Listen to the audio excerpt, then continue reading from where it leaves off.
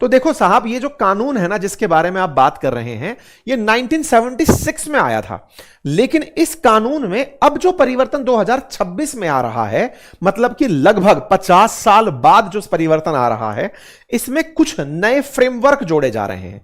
आसान भाषा में कहूं तो 3 बड़ी चीजें इस बार सरकार लेकर आ रही है। नंबर 1 कि आप 5 साल बाद अगर अपना रिन्यू नहीं करवा पाए रजिस्ट्रेशन, तो ऐसे में जो एसेट बनाए हैं, जो संपत्ति बनाई है आपने इस धन से, वो किसी डेजिग्नेटेड अथॉरिटी को दे दी जाएंगी। आसान भाषा में और कहूं तो आपने अगर फंडिंग से कोई बहुत बड़ा अस्पताल बना लिया, या कोई आपने मंदिर बना लिया, या चर्च बना ली, या कोई भी आपने समाज कल्याण के लिए चीज बनाई, अगर आपने उस फंडिंग का ब्यौरा नहीं दिया, अगले 5 साल में अपडेट नहीं कराया, तो वो उठ करके डेजिग्नेटेड अथॉरिटी जो सरकार ने बनाई होगी अकॉर्डिंग टू लॉ, उसके अधीन चला जाएगा। नंबर 2, हां, लेकिन अगर आप रिन्यू करा लेते हैं तो फिर से वापस आपके पास आ जाएगा, यह भी प्रावधान है। नंबर 2, आपके अपना जहां पर एनजीओ चला रहे हैं आप, उसमें कंट्रीब्यूशन के लिए जब फंडिंग आ रही है, आपके पास कोई भी विदेशी नागरिक उस फंड को हैंडल नहीं करेगा। मतलब देश में कोई विदेशी नागरिक आसान भाषा में नौकरी नहीं करेगा। दूसरा पॉइंट इसके अंदर यह रखा गया है। ये 2 मेजर पॉइंट यहां पर रखे गए हैं, जिनको ध्यान में रखते हुए सरकार इस बात को बहुत तेजी से लेकर आगे बढ़ रही है। ठीक है, आगे इसके अंदर मतलब कुछ इस तरह के प्रावधान जोड़ने का प्रयास किया गया है कि अगर आपके साथ कोई भी मतलब इस तरह की हरकत होती है कि आपके पास विदेशी अंशदान आ रहा है, तो आपको उसको रेगुलेटेड तरीके से लेकर चलना है। पहले जब कानून आया उसमें पहले मैंडेटरी किया गया कि आपको पहले मतलब मैंडेटरी किया गया कि आपको अपने एनजीओज को रजिस्टर कराना होगा।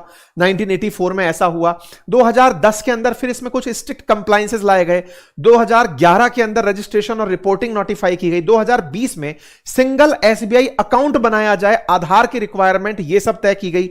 2022 में फैमिली के रेमिटेंसेस और माइनर ऑफेंसेस को लेकर के फिर इसके अंदर सेटलमेंट का प्रावधान रखा गया। कुछ इस प्रकार की चीजें हर बार इसमें कुछ ना कुछ प्रस्तावित होती आई हैं। एफसीआरए अभी जो कर रहा था उसमें अब बड़े बदलाव के नाम पर केवल यही सब चीजें कि आपकी एसेट को उठा करके अटैच कर दिया जाएगा, इस तरह के प्रावधान किए जा रहे हैं।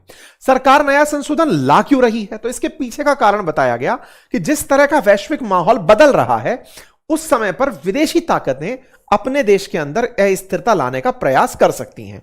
तो विदेशी फंडिंग पूरी तरह पारदर्शी, जवाबदेही और राष्ट्रीय हितों के अनुरूप हो, इसलिए इस तरह का कुछ ना कुछ संस्थान के अंदर लाया जा रहा है। क्या यह हमारे देश में ही होता है? नहीं, तमाम देशों के अंदर। अमेरिका के अंदर भी फॉरेन एजेंसी रजिस्ट्रेशन एक्ट है, जहां पर विदेशों से प्राप्त होने वाले धन पर निगरानी रखी जाती है। ब्रिटेन के अंदर भी फॉरेन इन्फ्लुएंस रजिस्ट्रेशन स्कीम है। यूरोपियन यूनियन के अंदर भी है। तो हर देश के अंदर अपने अपने मानक हैं कि विदेशी कंट्रीब्यूशन को कैसे चेक करना है। यह बात ज्यादा हाईलाइट इसलिए हुई जब ट्रंप ने यह कहा कि हम भारत को इतना पैसा दे क्यों रहे हैं, किस बात के लिए। तो 2025 में इन्होंने यह कहा था कि यूएस एड, जो अमेरिका की सहायता है, is driving the radical left crazy and there is nothing they can do about it because the way in which the money has been spent, so much of it's fraudulently, the total unexplainable। इन्होंने अपनी तरफ से ये बातें करते हुए कहा कि अमेरिकी सरकार $486 मिलियन की फंडिंग की घोषणा कर चुका था 2025 तक। बोले मैं उसको रोकूंगा। इसमें भारत के अंदर मतदान प्रतिशत बढ़ाने के लिए 182 करोड़ रुपए खर्च करने का प्रावधान था। तो बोले मैं ये पैसा नहीं देना चाहता। हालांकि ये बहुत छोटा सा फंड है, लेकिन ट्रंप ने जब इनका डिपार्टमेंट ऑफ गवर्नमेंट एफिशिएंसी चला था ना, डॉजी डिपार्टमेंट, जिसका इलॉन मस्क को प्रधान बनाया गया था, उन्होंने अमेरिका के खर्चे कट करने के लिए जो भी यूएस एड दी जा रही थी, बोले इन्हें कट कर दो। तो भारत को मिलने वाला 182 करोड़, जो कि बहुत छोटा सा अमाउंट है, जिसको ट्रंप ने भी कहा कि भारत को ये पैसा क्यों दे रहे हैं, भारत के पास खुद के पास बहुत सारा पैसा है। हालांकि उन्होंने तंज के कारण कहा था, उन्होंने कहा था कि ये टैरिफ लगाते हैं, इसके कारण इनके पास बहुत पैसा है। खैर, भारत में 2021 से लेकर 24 के बीच में अमेरिका से 397 करोड़ रुपए सहायता के रूप में प्राप्त हुए। सरकारी सहायता जो सरकार अमेरिका वाली भारत में दे रही है। टेक्निकली भारत सरकार भी बहुत से देशों को, अफगानिस्तान, श्रीलंका, नेपाल, भूटान, इनको पैसे देती है अलग अलग सहायता कार्यक्रमों के तहत। अमेरिका भी ऐसे ही सहायता देता है। अमेरिका से 397 करोड़ रुपए जो प्राप्त हुए, उनमें से मेजर अमाउंट 255 करोड़ रुपए जो the Tibet fund Dalai Lama central Tibetan relief committee, यानी तिब्बत वाले जो लोग हैं उनके लिए था। ऐसे ही 26 करोड़ केयर इंडिया सॉल्यूशन के लिए, ऐसे ही 26 करोड़ पैलिडियम इंटरनेशनल के लिए, 28 करोड़ प्रथम एजुकेशन फाउंडेशन के लिए, 18 करोड़ रूम टू रीड नाम के एनजीओ के लिए, 16 crore council on energy and environment water के लिए था। मतलब अमेरिका ने बीते 5-4 सालों में 2021 से 24 के बीच में जो फंड दिया उसमें से मेजर तिब्बतन लोगों के लिए था, इसमें चुनाव के लिए पैसा नहीं था। लेकिन ट्रंप है जो कुछ भी बोल जाते हैं। अगर हम और पीछे चलकर देखें 2001 से लेकर अब तक, तो अमेरिका ने देश में 29,000 करोड़ रुपए भारत में खर्च किए हैं, $2.9 बिलियन। ठीक है, अब ये हां, तो 2.9 बिलियन डॉलर इन लोगों ने खर्च किए हैं। आसान भाषा में कैलकुलेशन में 29,000 करोड़ के आसपास खर्चा किया है। और ये जो खर्चा इनका हुआ है ये अलग अलग सरकारों में, जैसे यूपीए सरकार के समय पर बढ़ करके ज्यादा हो गया था, $172 मिलियन चला गया था। एनडीए गवर्नमेंट के टाइम पर नीचे आ गया, फिर 2021 के अंदर ये बढ़कर के एनडीए सरकार के समय पर $228 मिलियन तक पहुंच गया था। अभी रिसेंटली 2024 में $152 मिलियन के आसपास फंडिंग चली गई थी। ये जो फंडिंग भारत में देते हैं उसमें हेल्थ एंड पॉपुलेशन पर सबसे ज्यादा खर्चा $1.6 बिलियन यानी 16,000 करोड़ के आसपास खर्चा होता है। ये इनकी जो सारी की सारी मैं आपको ये बता रहा हूं, जानकारी दे रहा हूं। ये भारत सरकार ने जब ट्रंप का बयान आया तो यूएस की एम्बेसी से जवाब मांगा कि भाई हमें बताओ कि आप हमारे देश में कहां पैसा खर्च कर रहे हो, हमें तो जानकारी हो। तब ये वहां से कुछ जानकारी निकल कर आई कि देश के अंदर जो अमेरिकी फंडिंग है वो कहां कहां खर्च होती है। कुल मिलाकर अगर इलेक्शन की बात हो तो 13 से 18 में $4,84,000 भारत के अंदर खर्च हुए इलेक्शन के दौरान, यह जानकारी निकल कर आई। और ऐसे ही गवर्नेंस के अंदर डेमोक्रेटिक पार्टिसिपेशन और सिविलाइजेशन के लिए $14 मिलियन अमेरिका ने खर्च किए। हालांकि ट्रंप बाद में अपने इसी बात से पलटे हुए भी दिखाई दिए कि नहीं नहीं, हम यूएस एड के नाम पर वोटर टर्नआउट नहीं करते। लेकिन साथियों इसमें एक बहुत बड़ा आर्ग्यूमेंट और भी है, और वो आर्ग्यूमेंट क्या है वो मैं आपके सामने रखना चाहूंगा।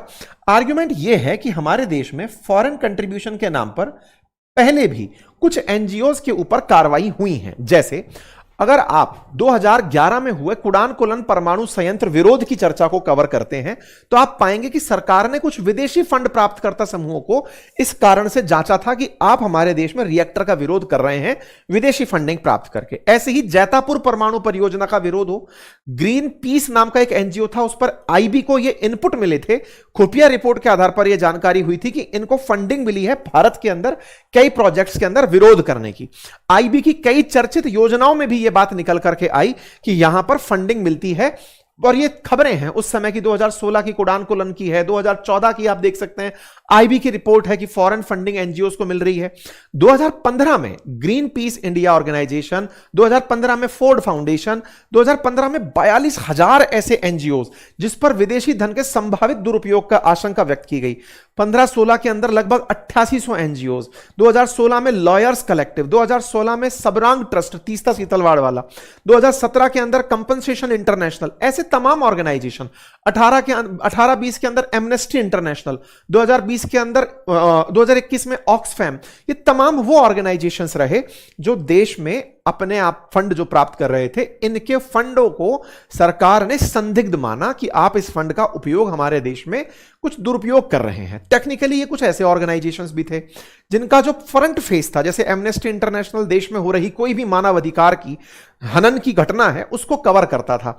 तो लोगों ने इसे इस तरह से लिया कि सरकार अपने द्वारा जो भी ज्यादतियां सरकारी पुलिस की मशीनरी के कारण कहीं भी होती है उसको अंतरराष्ट्रीय रूप से कवर ना करें ऐसे एनजीओज, उससे बचने के लिए इस तरह से इनको फंडिंग को टारगेट कर रही है, जो भी हो।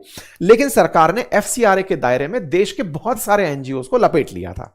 इसका परिणाम यह निकला कि हमारे देश में विदेशी फंडिंग जो एनजीओज के माध्यम से आकर देश में अगर कहीं भी दुरुपयोग हो रहा था, उसके साथ साथ जो सही तरीके से भी उपयोग हो रहा था, वो दोनों ही रडार पर आ गए। और इससे सही तरीके से जो फंड देश की सहायता के लिए आ रहे थे उन पर भी कहीं ना कहीं लगाम लगा।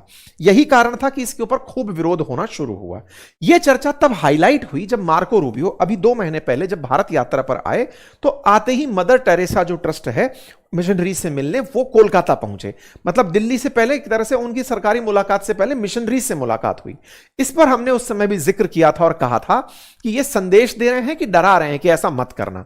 यह बात पुख्ता हुई जब 2021 की बातें निकलकर आई कि सरकार ने इनको एफसीआरए जो वो था, मतलब इनका जो मिशनरीज का जो चैरिटी का रजिस्ट्रेशन था वो रिन्यू नहीं हुआ है।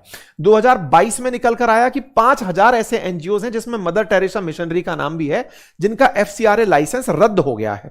तो बोले ये अमेरिका जानबूझकर इन ट्रस्ट के माध्यम से ये दिखाना चाहता है, मिशनरीज के माध्यम से, ईसाई मिशनरीज के माध्यम से, कि हमें इनका हमारा संरक्षण है, इन्हें इनका ध्यान रखा जाए।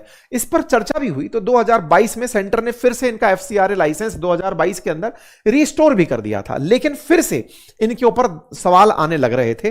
तो ऐसे में मार्को रूबियो जब आए और यहां की यात्रा किए, तब यह माना गया कि कहीं ना कहीं इनका उद्देश्य यह संदेश देना है कि ईसाई मिशनरीज को अमेरिका समर्थन देता है। ट्रंप के बारे में कहा भी जाता है कि वो क्रिश्चियनिटी को वर्ल्ड वाइड कहीं पर भी सपोर्ट करना चाहते हैं। जिस तरह से चर्चा होती है ना कि प्रधानमंत्री मोदी मतलब हिंदूवादी राष्ट्र नेता के रूप में दिखना चाहते हैं, ट्रंप अपने आप को अमेरिका के अंदर दिखाना चाहते हैं कि कहीं पर भी ईसाइयत की बात हो रही हो तो मुझे सबसे पहले देखा जाए।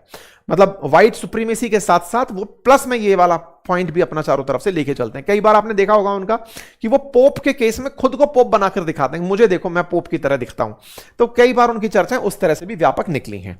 इस बात को और हवा मिली 2026 के ही 15 जून को, जब यूएस लॉ मेकर्स ने यह आवाज उठाई कि इंडिया एफसीआरए एक्ट के अंदर संशोधन लेके आ रहा है, जो कि ठीक नहीं है। बाई पार्टीशन था, दोनों पार्टी की तरफ से लोग निकल कर आ रहे थे और कह रहे थे कि नहीं ये सब ठीक नहीं है। कुल मिलाकर के फंडिंग में जो भारत चीजें करने जा रहा है, उससे इन सब में जो भी दिक्कत हो रही है, उनको अब सरकार प्रचार में ऐसे कहती है कि साहब हमारा तो बीजेपी कर रही है इस तरह का कि विदेशी फंड से बनी संपत्तियों पर हम निगरानी रखेंगे, विदेशी नागरिक एनजीओ के प्रमुख पद पर नहीं रह सकेंगे और धर्मांतरण और राष्ट्र विरोधी गतिविधियों के लिए विदेशी फंड का इस्तेमाल नहीं कर सकेंगे। ये बातें क्यों निकल कर आई? ये बातें इसलिए निकल कर आई क्योंकि 2026 के अंदर अप्रैल में ईडी ने कुछ ऐसे क्रिश्चियन मिशनरीज को कैश विड्रॉ के लिए टैग किया जो कि डेबिट कार्ड से फंड निकाल करके माओवादी क्षेत्रों में पैसे बांट रहे थे।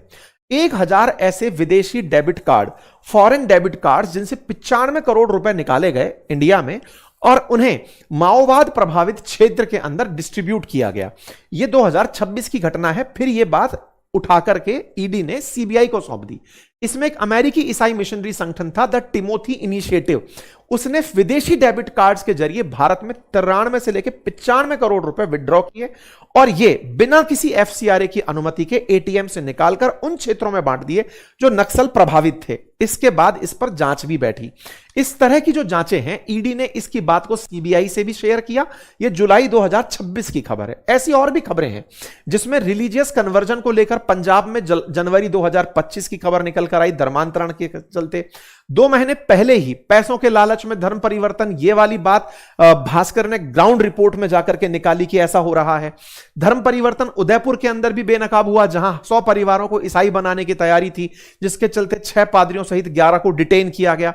तो हमारे देश में धर्म परिवर्तन के नाम पर इस तरह से जो ईसाई मिशनरीज का इस्तेमाल हो रहा था, टेक्निकली उन्हें भी इससे टारगेट किया जा रहा है। अब अगर ऐसा होता है तो निश्चित ही ईसाई मिशनरीज इसका विरोध में भी उतरी हैं कि साहब हम उस फंडिंग से लोगों का भला भी तो करते हैं। तो जो फंडिंग से भला होता है, वो भला वर्सेस ये जो काम कर रहे हैं, इन दोनों की असल में बहस छिड़ी हुई है। अभी इन दिनों आए दिन ये खबर बनती है, जैसे अभी इसी महीने की खबर है कि 6 लोगों को रिलीजियस कन्वर्जन के आधार पर गिरफ्तार किया गया है। तो सरकार एक बिल लेकर आ रही है जिसका उद्देश्य प्रथम दृश्यता कि इस पैसे का उपयोग धर्मांतरण में ना हो, देश विरोधी ताकतों के साथ इसका इस्तेमाल ना हो। लेकिन इसका एक आयाम और भी है जो कि आपको पता रहे, वो ये कि कई बार ये फंडिंग जो होती है वो देश के अंदर कई प्रकार की सहायता भी दे रही होती है। कई बार ऐसी सिविल सोसाइटीज, कुछ एनजीओज, जैसे देश के अंदर बिल गेट्स मिलिंडा फाउंडेशन बहुत सारा पैसा खर्च करता है। देश के अंदर बहुत सी ऐसी योजनाएं हैं जो विदेशी अनुदान से चल रही होती हैं। बहुत सारी ट्रस्ट अपना पैसा देश के अंदर बहुत सारी एड में लगा रहे होते हैं। कई दवाइयों में बहुत विदेशी अनुदान का योगदान होता है। ऐसे में इसको लेकर के अब राजनीति भी चल रही है। पिछली बार जब इसका आना था तब कांग्रेस ने इसका भरपूर विरोध किया था। जब बजट सत्र मानसून शुरुआती जो बजट सत्र के अंदर जब बिल आने की बात थी तब विरोध हुआ था, तब यह बिल पास नहीं हुआ। लेकिन इस बार फिर से लाने की तैयारी जब हो रही है, तब फिर से कांग्रेस की तरफ से इसके ऊपर अपनी प्रतिक्रियाएं दी जा रही हैं कि भाई इस बार आएगा तो हम तो इसका इस बार भी विरोध करेंगे। अब इसके पक्ष और विपक्ष दोनों हैं। एनजीओज को नुकसान होना, क्या वाकई में सिविल सोसाइटी का नुकसान होना देश के लिए नुकसानदायक है, या फिर इनके माध्यम से जो हिडन एजेंडा लेकर चल रहे हैं उनके ऊपर रोक लगना देश की सुरक्षा है? यह हमेशा डिबेट का विषय रहेगा।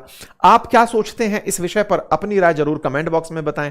चैनल पर नए हैं तो चैनल को सब्सक्राइब कर लें। एक रिक्वेस्ट जो मैं बार बार कर रहा हूं वो ये कि कल से और मोस्ट प्रोबेबली परसों से अब आपको रेगुलर एक्सप्लेनर्स हमारे इंस्टाग्राम वाले जो चैनल है, जो इस तरह का नाम से बना हुआ है, इसका लिंक कमेंट बॉक्स में दिया हुआ है, वहां पर भी मिलेगा, तो आप उसे भी आप फॉलो कर सकते हैं। कुछ ऐसी खबरें जो हम तत्काल प्रभाव से 1 या 2 मिनट में दे सकते हैं, उनके एक्सप्लेनर्स आपको वहां भी मिलने शुरू होंगे। यह समय की जरूरत है, क्योंकि सरकार अब पूरी तरह से यहां पर चल लौट रही है। हम ट्विटर पर सक्रिय थे क्योंकि सरकार ट्विटर से संवाद करती थी। अब जब सरकार यहां से संवाद करे तो फिर आप लोगों को यहीं से ही कुछ जानकारियां साझा की जाती रहेंगी। तो अगर आप अपडेटेड हमारे साथ जुड़कर रहना चाहते हैं, आपको हमारा कंटेंट अगर पसंद आता है, तो आप हमें वहां से भी फॉलो कर सकते हैं। लिंक कमेंट बॉक्स में पिन है। फिलहाल के लिए इतना ही। अपना ख्याल रखें। बहुत बहुत धन्यवाद।